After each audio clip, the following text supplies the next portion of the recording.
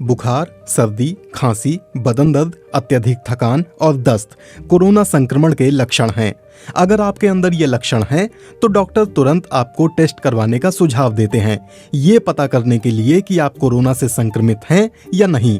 Corona संक्रमण की जांच के लिए 2 प्रकार के टेस्ट होते हैं, RT-PCR और एंटीजन टेस्ट। लेकिन कई जगहों से शिकायत आ रही है कि सभी लक्षण होने के बावजूद टेस्ट में रिजल्ट नेगेटिव आ रहे हैं। अब सवाल ये उठता है कि इसके पीछे क्या कारण है। दुनिया भर के डॉक्टर RT-PCR को सबसे अच्छा टेस्ट मानते हैं। RT-PCR का मतलब है real time reverse transcription polymerase chain reaction. इस टेस्ट में नाक या गले से एक नमूना यानी स्वाब लिया जाता है। विशेषज्ञों के अनुसार RT-PCR पुष्टि कर सकता है कि कोई व्यक्ति कोरोना से संक्रमित है या नहीं। एक बार मरीज की नाक या गले से स्वाब लेने के बाद उसे एक तरल पदार्थ में डाला जाता है। रुई पर लगा वायरस उस पदार्थ के साथ मिल जाता है और उसमें एक्टिव रहता है। फिर इस नमूने को टेस्ट के लिए लैब में भेजा जाता है। मुंबई स्थित नम्रता गौड़, ये बदला हुआ नाम है, उन्हें 5 दिनों से बुखार था, लेकिन टेस्ट का नतीजा नेगेटिव आया। उनके मुताबिक जब मेरे शरीर में लक्षण दिखने लगे तो डॉक्टर ने मुझे RT-PCR टेस्ट कराने का सुझाव दिया। रिजल्ट नेगेटिव आया, लेकिन बुखार और खांसी बनी रही। डॉक्टरों ने इलाज शुरू किया। कुछ दिनों के बाद एक और टेस्ट में पता चला कि मैं कोरोना संक्रमित थी। विशेषज्ञों का कहना है कि RT-PCR टेस्ट कोरोना संक्रमण के बारे में विश्वसनीय परिणाम देता है, लेकिन कभी-कभी ये फॉल्स नेगेटिव भी देता है। मुंबई के वाशी के फोर्टिस हीरानंदानी अस्पताल में इंटरनल मेडिसिन विभाग की निदेशक डॉक्टर फराह इंगले कहती हैं, कुछ मरीजों में कोविड के सभी प्राथमिक लक्षण दिखते हैं, लेकिन रिजल्ट नेगेटिव आता है।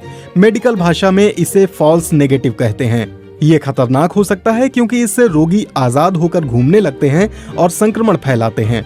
डॉक्टर फराह इंगले के मुताबिक स्वाब लेने के दौरान चूक, स्वाब लेने का गलत तरीका, वायरस को सक्रिय रखने के लिए तरल पदार्थ की आवश्यक मात्रा में कमी होना, स्वाब के नमूनों का अनुचित ट्रांसपोर्टेशन फॉल्स नेगेटिव आने की वजह हो सकते हैं।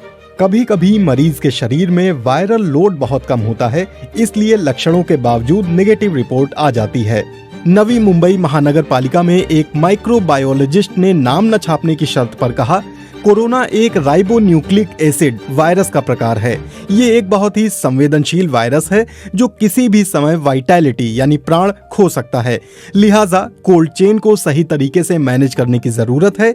यदि ट्रांसपोर्टेशन के दौरान वायरस सामान्य तापमान के संपर्क में आता है तो ये अपनी वाइटैलिटी खो देता है और रिपोर्ट नेगेटिव आ जाती है। जानकारों का कहना है कि कभी कभी स्वाब के नमूने लेने वाले लोग ठीक से प्रशिक्षित नहीं होते हैं। वो स्वाब ठीक से नहीं लेते, जिसके कारण गलत नतीजे आ जाते हैं। डॉक्टर इंगले कहती हैं, अगर मरीज ने कोविड-19 परीक्षण से पहले पानी पिया है या कुछ खाया है तो ये RT-PCR के नतीजे को प्रभावित कर सकता है।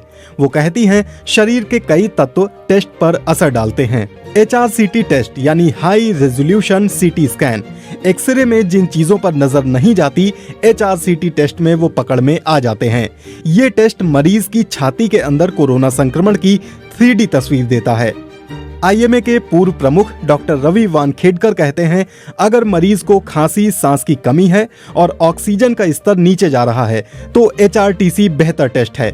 ये टेस्ट रोग की तीव्रता दिखा सकता है। ये एक जांच ही है, किसी तरह का इलाज नहीं है। लेकिन डॉक्टर वानखेड़कर सामान्य तौर पर HRCT टेस्ट कराने का जोखिम भी बताते हैं। वो कहते हैं, जो लोग मध्यम से गंभीर बीमारी से पीड़ित हैं उन्हें इसे करना चाहिए, लेकिन इसके रेडिएशन के कारण बुरे प्रभाव का खतरा भी होता है।